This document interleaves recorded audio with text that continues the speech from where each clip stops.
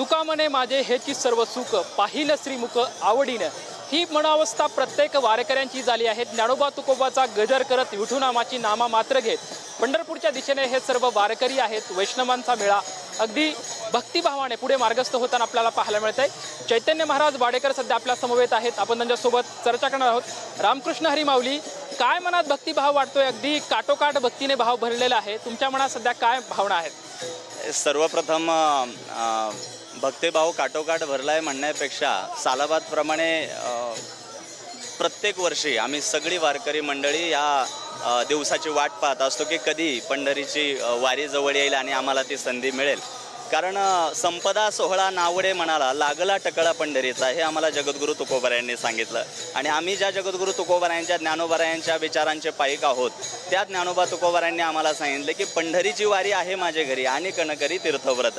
तर ही एक विधता आणि ही एक निष्ठता ज्या ज्ञानोबा तुकोबारायांनी आम्हाला दिली, त्या ज्ञानोबा तुकोबारायांचा विचार घेऊन जेव्हा या वाटेवर आज लाखो वारकरी चालत येत आहेत, तर वारी ही केवळ आध्यात्मिक बाब नाही, वारी ही केवळ एक आध्यात्मिक चौकटीतली गोष्ट नाही, तर हा 20 दिवसांचा प्रवास तुम्हाला कमालीची प्रगल्भता देऊन जातो, आयुष्य जगण्याचं भान आणि एक सामाजिक जाणीव देऊन जातो। आणि म्हणून मला असं वाटतं की दरवर्षी लाखोंच्या संख्येनं या प्रवासामध्ये ज्या प्रमाणात भर पडतीये, तर ती उल्लेखनीय आहे, कौतुकाची आहे आणि अपेक्षित सुद्धा आहे।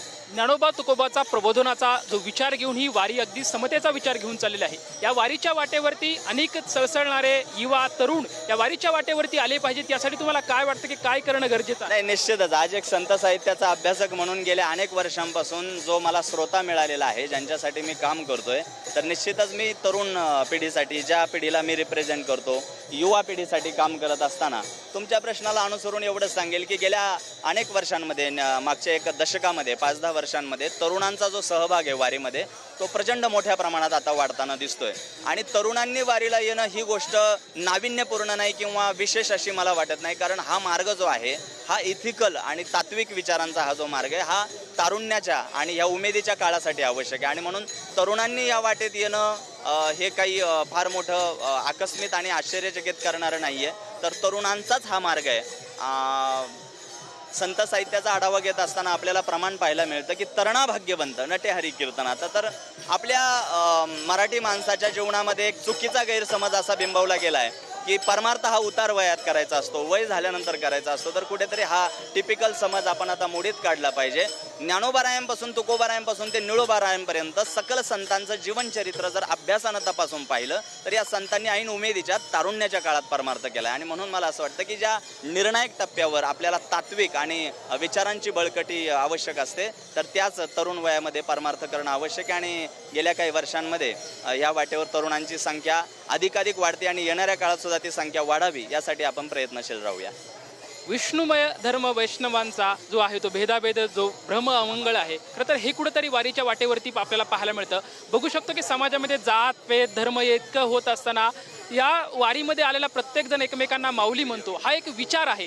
तो माऊलीचा विचार प्रत्येकाच्या हृदयामध्ये मर्मबंधामध्ये साठण्यासाठी तुम्हाला काय वाटतं की ही वारी तितकीच अधिक प्रगल्भ आहे? निश्चितच अत्यंत महत्त्वाचा प्रश्न तुम्ही विचारलाय। विष्णुमय जग वैष्णवांचा धर्म भेदाभेद भ्रम अमंगळ हा भंग आणि हा विचार, हा सिद्धांत मला असं वाटतं की सद्य परिस्थितीमध्ये अत्यंत महत्त्वाचा आहे। सद्य परिस्थितीत आपण पाहतोय प्रामुख्यानं महाराष्ट्रामध्ये जे जातीय भेदाचं जे काही बीज पेरलं जाते, दुर्दैवानं या ज्ञानोबा तुकोबारायांनी समतेचा, न्यायाचा, बंधुतेचा विचार दिला।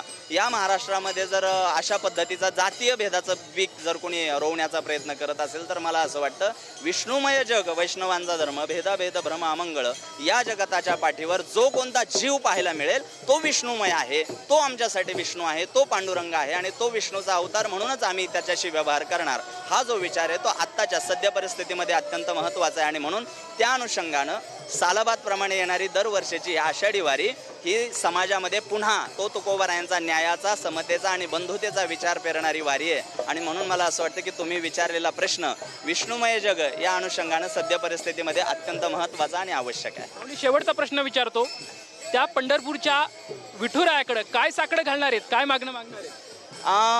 खरं तर मी मनस्वी व्यक्तिशा पातळीवर सांगेल की पांडुरंगानं वारकऱ्यांना मागण्यासाठी काही शिल्लकच ठेवलेलं नाही आहे।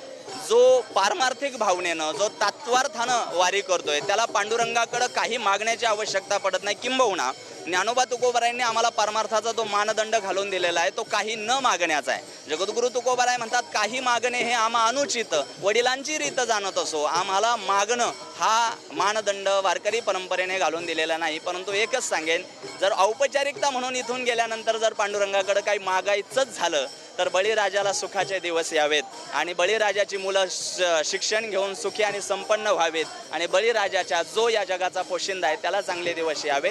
आणि ज्यांनी समाजामध्ये जातीय भेदाच्या किंबहुना नकारात्मक शक्तीच्या बीजारोपणाचं जे कट कारस्थान रचलेलं आहे, मी कुठल्या विशिष्ट घटकांचा नामोल्लेख करणार नाही किंवा करण्याची आवश्यकता नाही, पण मला असं वाटतं की जे खळांची व्यंकटी सांडो तया सत्कर्मी रती वाढो आणि जो जे वांछिल तो ते लाहो प्राणी जातं. माऊली ज्ञानोबारायांच्या भाषेत सांगेल की अशा पद्धतीची जी कुप्रवृत्ती आणि नकारात्मक शक्ती समाजामध्ये फोपावत आहेत तर त्यांनाही चांगलं काम करण्याचं बळ परमेश्वरानं द्यावं हीच पांडुरंगाकडे प्रार्थना करेल. पांडुरंगाला एकच मागणं आहे की आमची लढाई ही रोगाशी आहे, रोग्याशी नाही.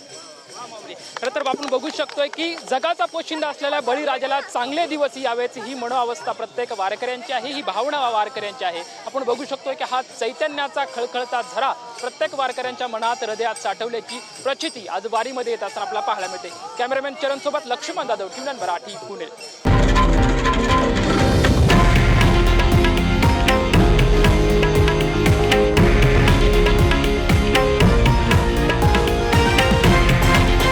हे आहे देशातील नंबर 1 न्यूज नेटवर्क आणि आपण पाहत आहात TV9 मराठी, एकमेव.